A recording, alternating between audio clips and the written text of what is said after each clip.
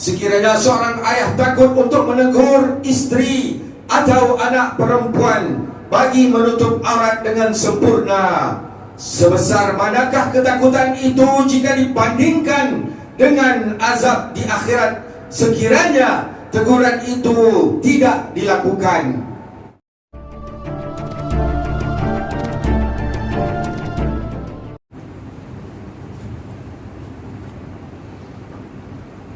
Alhamdulillah, alhamdulillahi mu'izzi man khafahu wattaqahu wa muzilli man khalafa amrahu wa asahu. Ashhadu an la ilaha illallah wahdahu la syarika lah, wa ashhadu anna Muhammadan abduhu wa rasuluh tafahu wajtabahu. Allahumma salli wa sallim ala sayyidina Muhammad wa ala alihi wa sahbihi wa man da'a bi da'watihi wa ihtada bi hudah. Amma ba'du fa ya ibadallah, usikum wa iya bi taqwallah faqad fazal muttaqun. Sidang Jumaat yang dirahmati Allah Subhanahu wa taala, pada hari yang penuh barakah ini, Khatib ingin mengajak sidang jemaah semua untuk merafakkan setinggi kesyukuran atas nikmat iman dan Islam. Ayo kita rebut kesempatan pada usia yang masih berbaki ini untuk terus memperkukuhkan keimanan dan ketakwaan kepada Allah Subhanahu wa taala dengan melaksanakan segala perintahnya dan menjauhi segala larangannya. Sebelum melanjutkan bicara, suka Khatib memberi peringatan. Marilah kita tinggalkan perkara-perkara lagha yang bertentangan dengan sunnah serta adab, yaitu tindakan yang memesongkan perhatian daripada mendengar khutbah dan isi kandungnya. Ini termasuklah perbuatan berbual-bual, tidur dengan sengaja, dan bermain telefon bimbit. Bagi melengkapi kewajipan solat Jumaat hari ini, marilah kita menghayati bicara mimbar yang bertajuk takut yang terhakis. Sidang Jumaat yang dirahmati Allah Subhanahu wa taala, sifat takut adalah salah satu daripada cabang naluri atau fitrah manusia. Allah Subhanahu wa taala mencampakkan rasa takut di dalam hati hamba-hambanya untuk menyelamatkan manusia daripada kemudaratan. Takut kepada panas menyelamatkan manusia daripada tercedera memegang api. Takut kepada rompakan dan kehilangan, manusia akan menjaga aspek-aspek keselamatan diri atau harta benda. Dan yang sedang kita lalui 2 tahun ini, takut kepada penyakit, menjadikan manusia berusaha lebih menitik beratkan aspek penjagaan kebersihan dan kesihatan. Walau bagaimanapun, sifat takut ini boleh berubah daripada baik kepada buruk apabila ia tidak diletakkan pada tempat yang betul. Perasaan takut yang keterlaluan boleh merosakkan diri sendiri. Justru Allah Subhanahu wa taala mengingatkan orang-orang yang beriman agar belajar mengurus ketakutan dengan sewajarnya. Mereka juga diberi peringatan supaya menyiapkan diri, kerana ada ketiganya orang-orang yang beriman ini akan diuji oleh Allah Subhanahu wa taala dengan beberapa cabaran kehidupan, termasuklah ujian berupa ketakutan. Firman Allah Subhanahu wa taala dalam surah Al-A'raf ayat 94, "Wa ma arsalna fi qaryatin min nabiyyin illa akhadna ahlaha bil ba'sa wad dharra la'allahum yadarra'un." Maksudnya, dan Tuhan berfirman, kami tidak mengutuskan dalam sesebuah negeri seorang nabi yakni yang didustakan oleh penduduknya, melainkan kami timpakan mereka dengan kesusahan, yakni kesempitan hidup, dan penderitaan, yakni penyakit, supaya mereka tunduk merendah diri, yakni insaf, dan tidak berlaku sombong takbur. Inilah bentuk ujian yang akan melazimi kehidupan kita.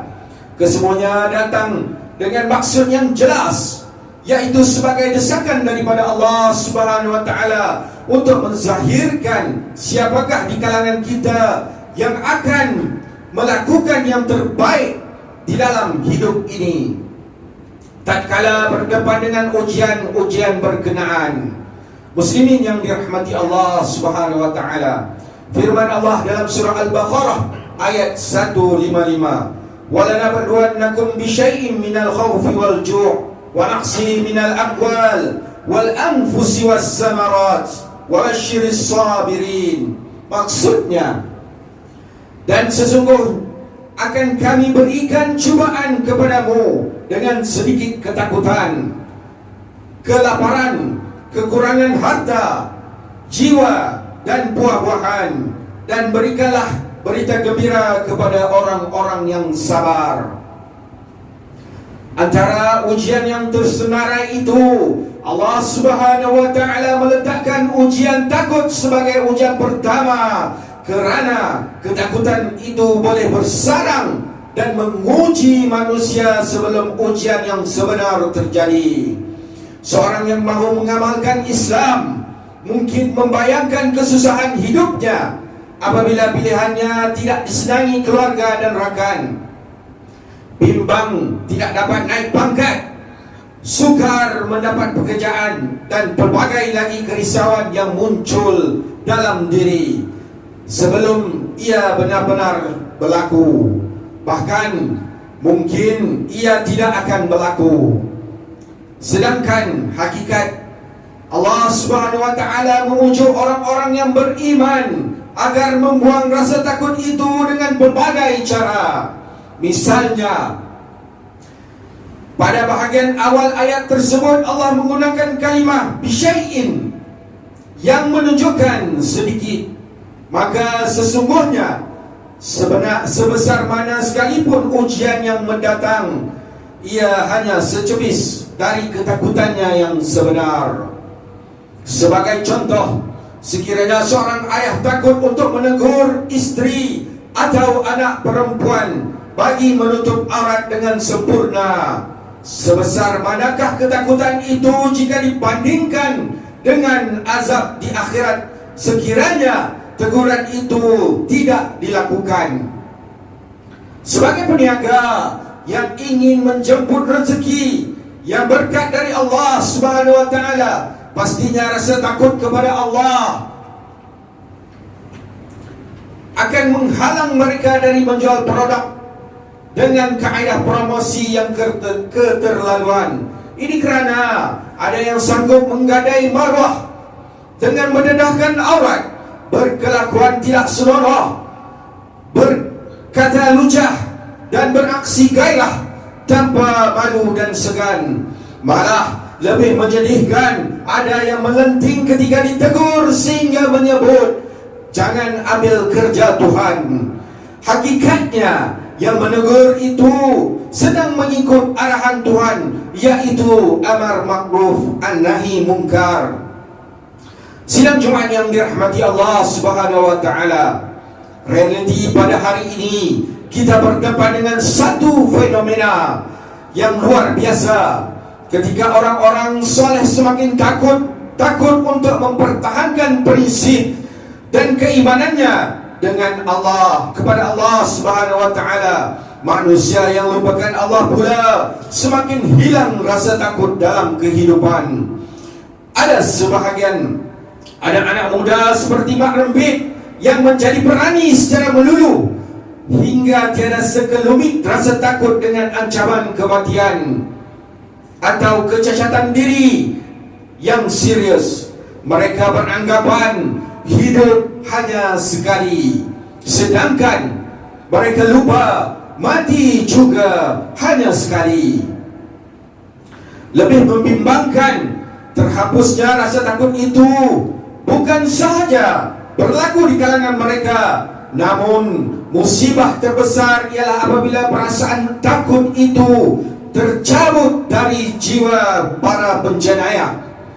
Biarpun hukuman gantung diperkenalkan sebagai hukuman mandatory ke atas kesalahan pengedaran darah, jenayah itu masih berleluasa sehingga kini. Berbagai undang-undang diperketatkan, namun belum mampu menghapuskan jenayah narkotik di negara kita.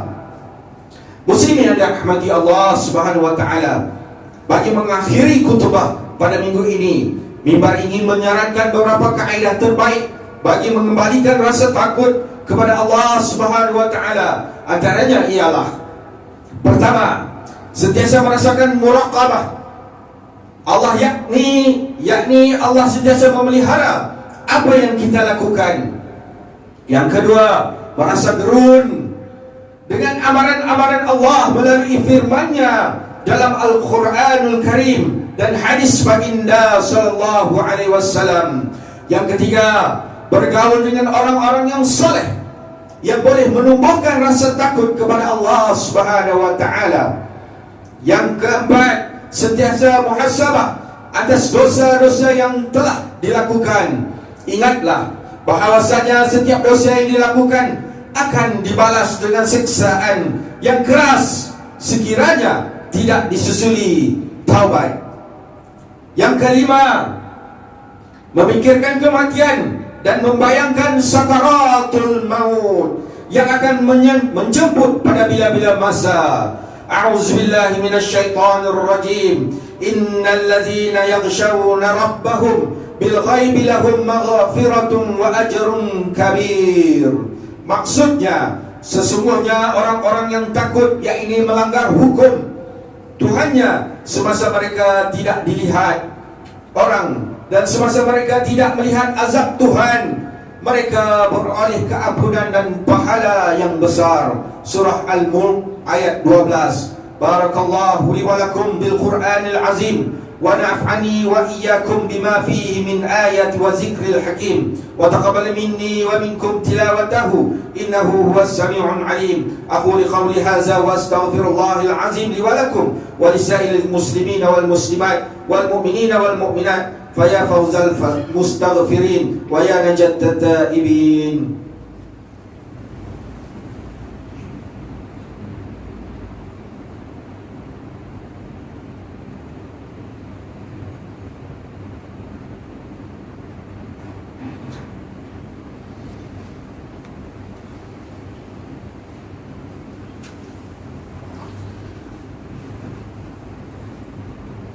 Alhamdulillahi Rabbil Alamin, wassalatu wassalamu ala Sayyidina Muhammadin Nabiyil Amin, wa ala alihi wa sahbihi zahirin wa man tabi'ahu bi ihsanan ila yaumidin.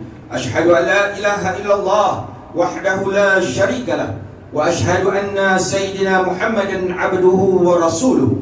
Amma ba'du, fa ya ibadallah ittaqullah haqqa tuqatih wa'lamuna anna Allah amarakum bi amrin azim. Amarakum bis salati wat taslimin 'ala an-nabiyil karim. Faqala Allah ta'ala, inna Allah wa malaikatahu yusalluna 'alan nabiy ya ayyuhallazina amanu sallu 'alaihi wa sallimu taslima. Allahumma salli 'ala sayyidina Muhammad wa 'ala ali sayyidina Muhammad kama sallaita 'ala sayyidina Ibrahim wa 'ala ali sayyidina Ibrahim wa barik 'ala sayyidina Muhammad wa 'ala ali Muhammad kama barakta 'ala sayyidina Ibrahim wa 'ala ali sayyidina Ibrahim fil 'alamin innaka Hamidun Majid. وارض الله عني خلفاء الراشدين وعن بقية صحابة أجمعين وعن التابع ومن تبعه بإحسان إلى يوم الدين وارض عنا معهم يا أكرم الأكرمين. اللهم اغفر لي مسلمين والمسلمات والمؤمنين والمؤمنات الأحياء والأموات. اللهم آمنا في أوطاننا وأصلح أئمتنا وأولى أمورنا واشمل اللهم بعنايتك وتوفيقك على صاحب Jalala, ke bawah duli yang maha mulia Sri Paduka Baginda yang di-Pertuan Agung Al-Sultan Abdullah Riayatuddin Al-Mustafa Billah Shah Ibnu Almarhum Sultan Haji Ahmad Shah Al-Musta'id Billah, dan ke bawah duli yang maha mulia Sri Paduka Baginda Raja Permaisuri Agung Tengku Hajah Azizah Aminah Maimunah Iskandariah binti Almarhum Al-Mutawakkil Alalu Allah Sultan Al-Iskandar Al-Hajj. Wa kazalika duli yang maha mulia Sultan Nazrin Mu'izzuddin Syah Ibnu Almarhum Sultan Azlan Muhibbuddin Syah Al-Maghfurlah timbalan yang di-Pertuan Agung, dan duli yang maha mulia Raja Permaisuri Perak Darul Ridwan Tengku Zara Salim.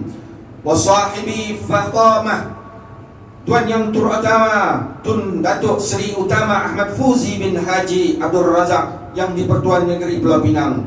Allahumma kshif anna bala wal waba wal fahsya wal munkar wal mihan wal fitan ma zaharaha minha wa ma batan ana baladina haza khassah wa ana buldanina muslimin amma innaka ala kulli syai'in qadir.